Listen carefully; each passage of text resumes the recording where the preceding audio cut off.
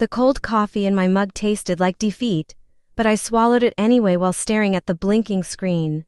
It was not even 6 in the morning, yet I had already prevented a multi-million-dollar disaster for our primary client. My name is Lucas, and for 5 years, I was the invisible pillar holding this entire corporation together. Everyone relied on my expertise, yet nobody remembered my face when the praise was distributed. In the early days of the company, the original founder recognized my value and called me the ultimate safety net. Times changed rapidly after he left, and the new leadership prioritized flashy presentations over actual operational execution. I quietly monitored the infrastructure logs and saved major accounts from catastrophic outages while young executives polished their colorful slide decks. I received zero public gratitude, but I carefully documented every single transaction and kept a secure backup folder for leverage. The corporate landscape shifted dramatically when a new vice president of operations arrived named Bradley. He was a well-connected individual with an expensive degree but absolutely no practical field experience. During our very first introductory meeting, he disrespectfully asked me to take meeting notes as if I were an assistant. I calmly replied that I would happily document his first major system failure, which I knew would happen very soon under his reckless management style. Within 2 weeks, Bradley completely removed me from all client communications and deleted my standing calendar invites without any explanation. He began introducing flawed operational templates and colorful dashboards that effectively broke our monitoring systems. He even rubbed his actions in our faces by posting public messages about cleaning out the legacy clutter in the main communication channel. I did not argue or engage with his insults, choosing instead to save screenshots of everything in a hidden directory. The executive team adored Bradley because he spoke with massive confidence and used expensive corporate buzzwords during board presentations. Meanwhile, the actual technical infrastructure began to crumble, and we missed an internal safety test for the first time in years. When I flagged these critical errors in the main channel, Bradley told me to discuss it later and completely ignored the warning. I watched him silence critical alerts to hide his mistakes, documenting every single error along the way. By the 5th week of his tenure, my administrator access to the primary client dashboard was entirely revoked without warning. I called Bradley directly to address the situation and asked him if the legal department had approved this sudden change. He laughed casually and told me that they were consolidating access to an overseas team for better automation. He claimed that I was overthinking the matter, unaware that our original contract contained a very specific clause regarding my personal ownership. During the global chaos of 2020, I had spent weeks writing the master agreement alongside the lead risk manager of the client, an excellent professional named Sarah. She insisted on having a specific name attached to the contract to guarantee operational continuity.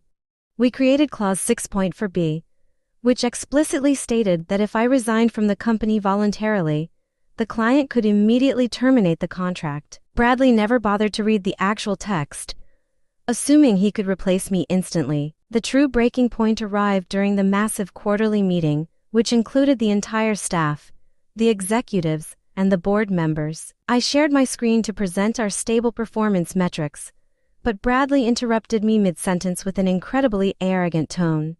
He announced to the entire audience that I was being transitioned out of the project, and then he muted my microphone completely. I sat in silence as my screen froze, realizing that my time at this company had officially concluded. After the humiliating meeting, I quietly initiated my exit plan without uttering a single warning to Bradley or human resources. Our general counsel, a sharp man named Benjamin, apparently discovered the hidden clause because the shared folder logs indicated massive internal activity. The document was exported multiple times by senior leadership as panic began to ripple through the executive offices. They realized that they could not terminate my employment, but they were entirely powerless to stop me if I decided to walk away. On the evening before the next company gathering, I stayed late to purge my workspace of 5 years of memories. I packed my personal items and placed my security identification badge inside a small white envelope. I wrote the exact operational departure time of 9:01 in the morning across the front in dark ink. I felt completely at peace with my decision, knowing that the foundation they took for granted was about to disappear entirely. The mandatory corporate meeting commenced the next morning, and Bradley immediately began delivering his usual speech about alignment and velocity. At exactly 9:01, I activated my camera to reveal a custom background displaying my resignation notice. I held my signed departure letter and my security badge directly up to the camera lens in total silence. The chat window immediately exploded with confusion as Benjamin and the senior board members stared at my screen in absolute horror. Bradley stammered nervously and attempted to move forward with his presentation, but his fragile confidence had completely shattered. I calmly disconnected from the video conference, grabbed my jacket, and exited the corporate headquarters without looking back.